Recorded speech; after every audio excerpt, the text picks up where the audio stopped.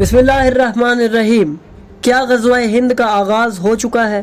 पाकिस्तान और भारत के दरमियान हालात इस वक्त नहायत कशीदा हो चुके हैं। लाइन ऑफ कंट्रोल पर शदीद झड़पें जारी हैं। भारत की जानिब से मुसलसल फ़िज़ाई और ज़मीनी हमले किए जा रहे हैं और पाकिस्तान ने इन हमलों का भरपूर जवाब भी दे दिया है। ऐसा लगता है जैसे ये सिर्फ एक सियासी या ज़मीनी जंग नहीं बल्कि कोई पुरानी पेशगोई हकीकत बन गई हो।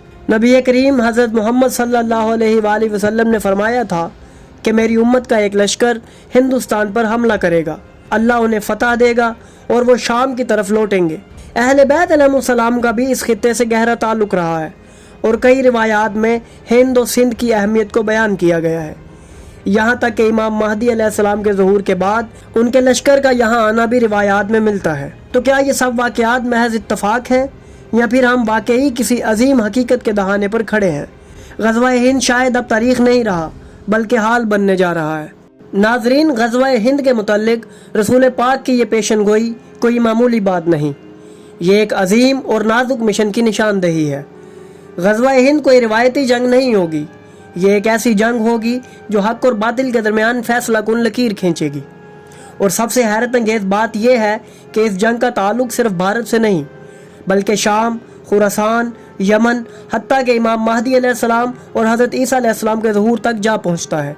ग़ज़वा हिंद इस्लामी पेशगोइयों के उस पुरइसरार सिलसिले की एक कड़ी है जो क़यामत के करीब रोनुमा होंगे। कुछ रिवायात के मुताबिक मुसलमानों की एक जमात हिंदुस्तान की तरफ रवाना होगी, वो फतह हासिल करेगी, वहाँ के बादशाहों को कैद करेगी, ख़जाने हासिल करेगी और फिर शाम लौट जाएगी, जहाँ वो हज़रत ईसा अलैहिस्सलाम के साथ शामिल होकर दज्जाल से आखिरी मार्का लड़ेंगे। यही बात इमाम अली अलैहिस्सलाम से मनकूल है कि एक जमात हिंदुस्तान पर हमला करेगी, अल्लाह ताला उन्हें फ़तह अता फरमाएगा, वो हिंदुस्तान के बादशाहों को कैद करेंगे, ख़जाने हासिल करेंगे और फिर शाम की तरफ लौटेंगे हज़रत ईसा अलैहिस्सलाम के साथ शामिल होने के लिए। नाज़रीन, कुछ रिवायात में यह भी बयान हुआ है कि इस जंग में शामिल मुसलमानों को अल्लाह शुहदा में शुमार करेगा। इसके अलावा कुछ रिवायात में है कि हिंदुस्तान को फ़तह करने वाला गिरोह क़यामत तक हक़ पर कायम रहेगा। बाद रिवायात से ये मालूम होता है कि हज़रत इमाम महदी अलैहिस्सलाम के दौर में भी एक लश्कर हिंदुस्तान पर हमला करेगा और फ़तह हासिल करेगा। नाज़रीन, जब हम ग़ज़वा हिंद की रिवायात का जायज़ा लेते हैं और फिर मौजूदा दुनिया के हालात पर नज़र डालते हैं तो एक अजीब सी हम आहंगी सामने आती है।